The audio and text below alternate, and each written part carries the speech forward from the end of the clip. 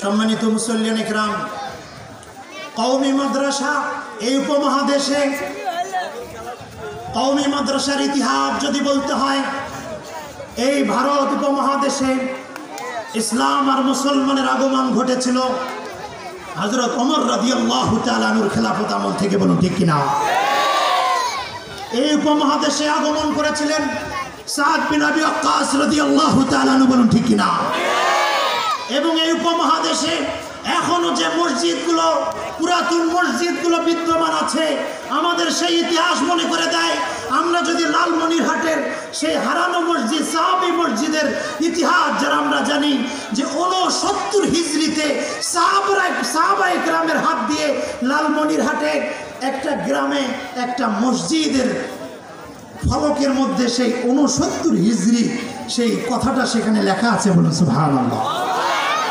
তাহলে আমরা বুঝতে পারলাম যে এই উপমহাদেশে মুসলমানরা আজকের নয়, বরং 1450 বছর আগে হযরত ওমর রাদিয়াল্লাহু তাআলা আনহুর খেলাফত আমল থেকে সেই 69 হিজরিতেই এই এলাকায় মুসলমানদের বানানো মসজিদ পাওয়া যায়। বলো ঠিক?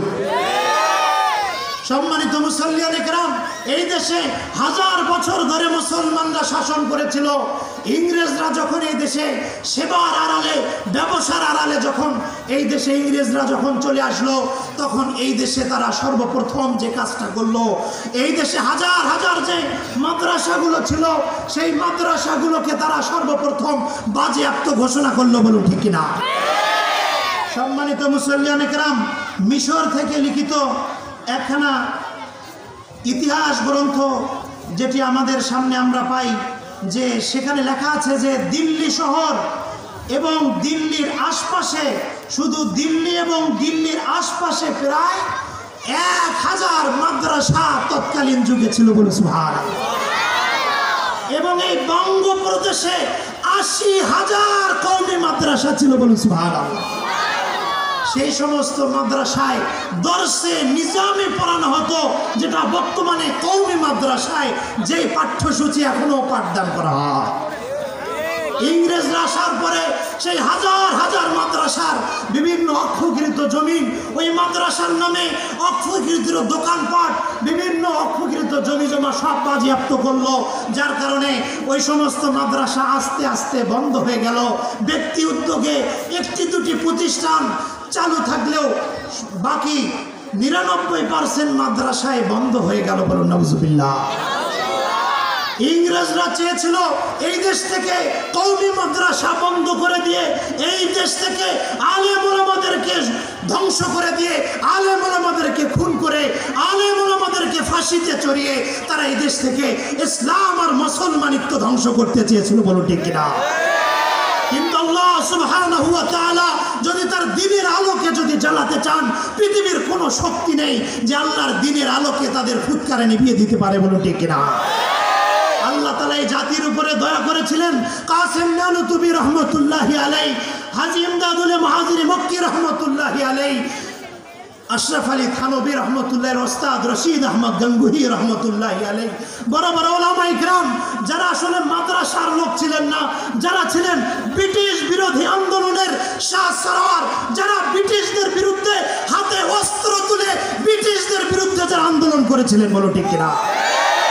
এবং ইংরেজদের বিরুদ্ধে যারা শামিলের ময়দানে, ভারতের উত্তরপ্রদেশে, সেই মাঠটা আমি দেখে এসেছি, সেই মাঠে সেই মুজাহিদরা, ওলামা ইকরামরা কাফনের কাপড় মাথায় বেঁধে, অস্ত্র বুকে ধারণ করে তারা ইংরেজদের বিরুদ্ধে যুদ্ধ করেছিল। বলে সুবহানাল্লাহ। কিন্তু যুদ্ধের প্রেক্ষাপট যখন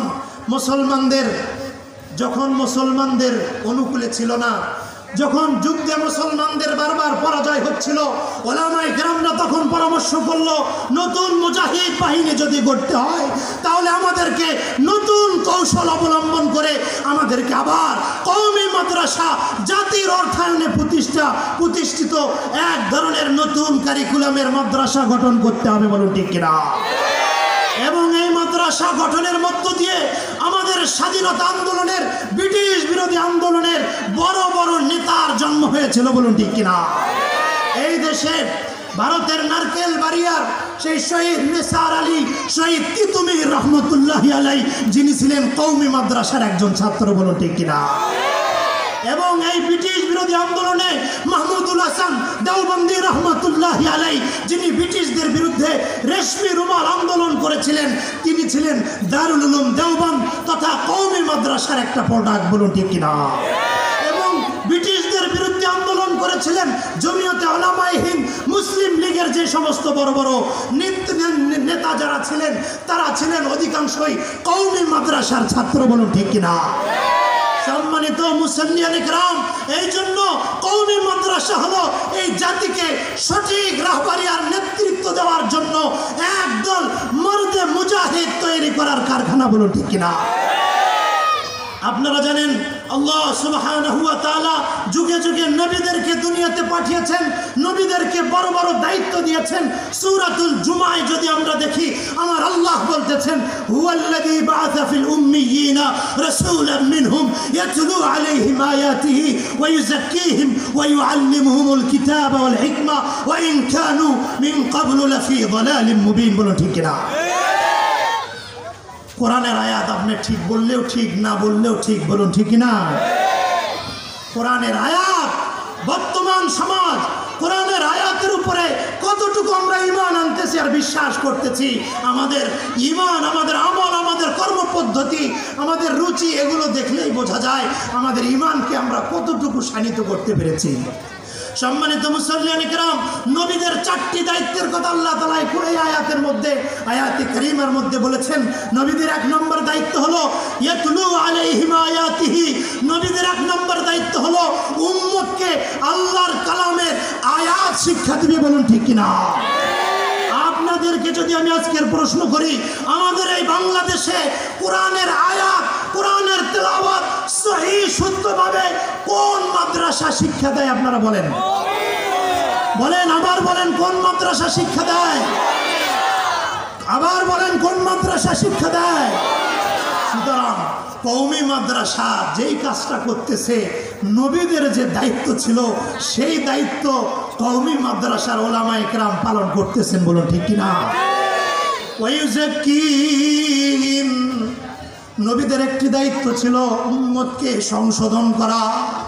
উম্মতের মাঝে যখনই কোনো বেদাত, খুরাফাত, যখনই কোনো নাস্তিকতাবাদী, যখনই কোনো ধর্মহীনতা উম্মতের মধ্যে যখন জেগে বসে, তখন উম্মতকে পরিষ্কার করা, পরিশুদ্ধ করার দায়িত্ব ছিল নবীদের উপরে। বলুন ঠিক কিনা?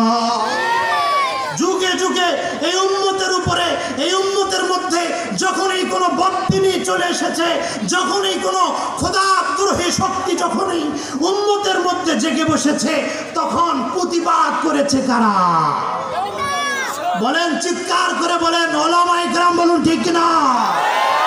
বর্তমান সময়েও হেফাজতে ইসলাম এবং কওমি মাদ্রাসা, বড় বড় উলামায়ে কেরামরা তারা মাঠে ময়দানে দিনের রাহবার হিসাবে তারা মানুষের ঈমানকে পরিশুদ্ধ করার জন্য তারা নিয়োজিত আছে। বলুন ঠিক কিনা? সম্মানিত উপস্থিতি, আজকের আপনাদেরকে বলতে চাই, নবীদের যে দায়িত্ব ছিল উম্মতের পরিশুদ্ধ করা, বলে পীর মুরিদির লাইনে মেহনত করা, মানুষকে আত্মশুদ্ধি করা, মানুষের ভিতর থেকে হিংসা, বিদ্বেষ, অহংকার, মানুষের ভিতর থেকে লোভ লালসা সহ সর্বপ্রকারের মানুষের অন্তরের বেদিকে দূর করে মানুষের অন্তরকে সেই ঈমানি নূরে নূরান্বিত করার যেই দায়িত্ব নবীদের ছিল, পরবর্তীতে যেই দায়িত্ব পালন করেছেন পীর মাশায়েখগণ, সেই দায়িত্ব পালন করে কওমি মাদ্রাসার উলামায়ে কেরাম। বলো ঠিক কিনা? সম্মানিত উপস্থিতি, ওয়া ইউআল্লিমুহুমুল কিতাবা ওয়াল হিকমা, এবং নবীদের দায়িত্ব ছিল কিতাব শিক্ষা দেওয়া, হিকমত শিক্ষা দেওয়া। কিতাব অর্থ হলো কোরআন, কোরআনের তাফসীর শেখানো, হিকমতের ব্যাখ্যা হলো বিশ্বনবীর হাদিস শেখানো। বলুন ঠিক কিনা?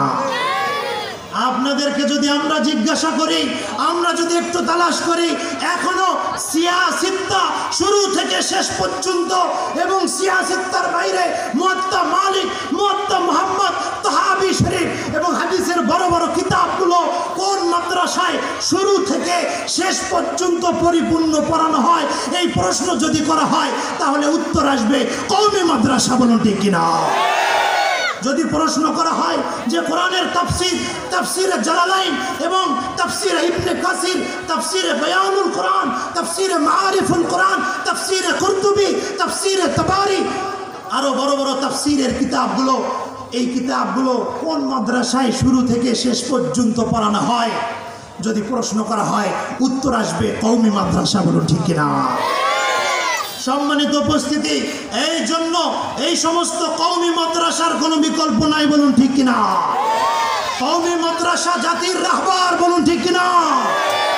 এই কওমি মাদ্রাসা যদি এখানে প্রতিষ্ঠিত হয়, সর্বপ্রথম অত্র এলাকার প্রতিটা মুসলমানের সন্তানের কোরআনের তেলাওয়াত, মুসলমানের সন্তানের কালিমাটা সহি হবে। বলুন ঠিক কিনা? এই জন্য আজ থেকে আমরা নিয়ত করব ইনশাআল্লাহ এই মাদ্রাসাটাকে আমাদের জীবন দিয়ে ভালোবাসবো ইনশাআল্লাহ। হাদিস শরীফের মধ্যে এসেছে বিশ্বনবী সাল্লাল্লাহু আলাইহি সাল্লামের ইরশাদ ফরমান যে আল্লাহ নবী বলেন, কুন আলিমান আও মুতাআল্লিমান আও মুস্তামিআন আও মুহিব্বান ওয়ালা তুকুনিল খামিসা ফাতাহলিকা। আমার নবী বলেন, ও আমার উম্মত, তোমরা আলেম হওয়ার চেষ্টা করো। যদি আলেম হতে পারো সেটা সবচেয়ে ভালো। যদি আলেম না হতে পারো কমপক্ষে আলেমের ছাত্র হও। আলেমের ছাত্র যদি নিয়মিত ছাত্র যদি না হতে পারো কমপক্ষে মাঝে মাঝে আলেমের কথাগুলো শোনো। বলে সেটাও যদি সম্ভব না হয়, এতই ব্যস্ততা, আলেমদেরকে মহব্বত করো। আল্লাহ নবী বলেন এই 4 শ্রেণীর মধ্যে থেকেও পঞ্চম প্রকারে আলেমদের সাথে বিদ্বেষ পোষণকারী হয় না। যদি আলেমদের সাথে বিদ্বেষ পোষণকারী হও, আল্লাহ নবী বলেন ফাতাহলিকা, ও উম্মত তুমি তাহলে কিন্তু ধ্বংস হয়ে যাবে। বলুন নাউজুবিল্লাহ। তিরমিজি শরীফে আল্লাহ নবী ইরশাদ ফরমান, আকরিমু হামালাতাল কুরআন, তোমরা কোরআনের হামিলিন যারা, কোরআনকে যারা বহন করে, সিনার মধ্যে কোরআনকে যারা ধারণ করে, তোমরা তাদের ইজ্জত করো। বলুন ঠিক কিনা? কোরআনের ইজ্জত আপনি আমি যদি নাও করি, এই কোরআনের তালেবে ইলম যারা হবে, আল্লাহর নবীর ঘোষণা দিয়েছেন তালেবে ইলম যখন রাস্তা দিয়ে হাঁটে, বলে আল্লাহর ফেরেশতারা তালেবে ইলমের সম্মানে তাদের পাখাগুলো জমিনে বিছায়া দেয়। বলুন সুবহানাল্লাহ। এই জন্য আলেম ওলামার প্রতি বিদ্বেষ নয়, ইসলামের প্রতি বিদ্বেষ নয়, ইসলামের নবীর প্রতি বিদ্বেষ নয়। যদি এই সমাজে ইসলাম আর মুসলমানের প্রতি বিদ্বেষ আর কটূক্তি কোনো কুলাঙ্গার যদি করে, সে যদি কোনো পুলিশ প্রশাসনের এসপি হয়, যেমন আমাদের সামনে মিডিয়ার মাধ্যমে একটা খবর এসেছে, মাসফি নামে একজন এসপি, কোথায় তার বাড়ি জানি না, যে এই কুলাঙ্গার সে সরকারি একজন বড় অফিসার হওয়ার পরেও আমাদের বিশ্বনবী মুহাম্মদুর রাসূলুল্লাহ সাল্লাল্লাহু আলাইহি ওয়াসাল্লামের শানে বেয়াদবি করে কটূক্তি করেছে। বলুন নাউজুবিল্লাহ। আমরা প্রশাসনের কাছে এর জবাব চাই, প্রশাসনকে জবাব দিতে হবে। এত বড় কুলাঙ্গার সরকারের টাকা খেয়ে, সরকারের টাকায় প্রতিপালিত হয়ে এই কুলাঙ্গার কিভাবে এখনো বাংলার জমিনে জীবিত থাকতে পারে? বলুন ঠিক কিনা? আমরা এই কুলাঙ্গার যে বিশ্বনবীর সঙ্গে বেয়াদবি করেছে তার ফাঁসি দাবি করি। বলুন ঠিক কিনা? বিশ্বনবীর অপমান যে করবে, বিশ্বনবীর সঙ্গে যে বেয়াদবি করবে, সে আর যেখানে থাকুক মুসলমানদের দেশে থাকতে পারে না। বলুন ঠিক কিনা? মুসলমানের কলিজায় যতক্ষণ পর্যন্ত 1 ফোঁটা রক্ত আছে, কোন নবীর দুশমনকে সহ্য করা হবে না। বলুন ঠিক কিনা? আমরা আমাদের এই জীবন রেখে লাভ কি যদি আমাদের চোখের সামনে আপনার আমার কলিজার টুকরা মুহাম্মদুর রাসূলুল্লাহর অপমান করা হয়? বলুন ঠিক কিনা? আমরা নবীর অপমান সহ্য করে 1 সেকেন্ডের জন্য বাঁচতে চাই না। বলুন ঠিক কিনা? সুতরাং আমাদের প্রশাসনকে বুঝতে হবে এই ধরনের কুলাঙ্গারদের বিরুদ্ধে এই দেশে ব্লাসফেমি আইন চালু করে আল্লাহর নবীর বিরুদ্ধে যারাই কটূক্তি করবে তাদের ফাঁসির রায় কার্যকর করতে হবে। বলুন ঠিক কিনা? সম্মানিত মুসল্লিয়ানে কেরাম, আমাদের দ্বিতীয় আলোচক উনি এসে গেছেন। হযরত গুরুত্বপূর্ণ আলোচনা রাখবেন। আসলে আমার আলোচনা করার কথা ছিল না, আজকের এই মাহফিলের সভাপতি হিসেবে আপনারা আমাকে মনোনীত করেছেন, এই জন্য আপনার শুকরিয়া আদায় করি। আর আপনাদের কাছে একটা ওয়াদা নেব, শেষ পর্যন্ত আমরা কারা কারা আছি? আল্লাহ তাআলা আমাদের সকলকে তৌফিক দান করুক। সকল বলে আমিন। পিছনের যে ভাইগুলো আমরা দাঁড়িয়ে আছি, আপনাদের কাছে একটু যদি আবদার করি, আমার আবদার রাখবেন। যাওয়ার আগে একটা আবদার করি, আপনারা একটু বসে পড়েন। আসেন, মেহমানরা এত দূর থেকে এসেছেন, আমাদের প্রধান আলোচক অনেক দূর থেকে এসেছেন, সেই রাজবাড়ি থেকে এত কষ্ট করে। আমরা এখনো দাঁড়িয়ে আছি, আমরা একটু কষ্ট করে যদি বসে পড়ি, কি বলেন? আল্লাহ তাআলা খুশি হবেন ইনশাআল্লাহ। আসসালামু আলাইকুম।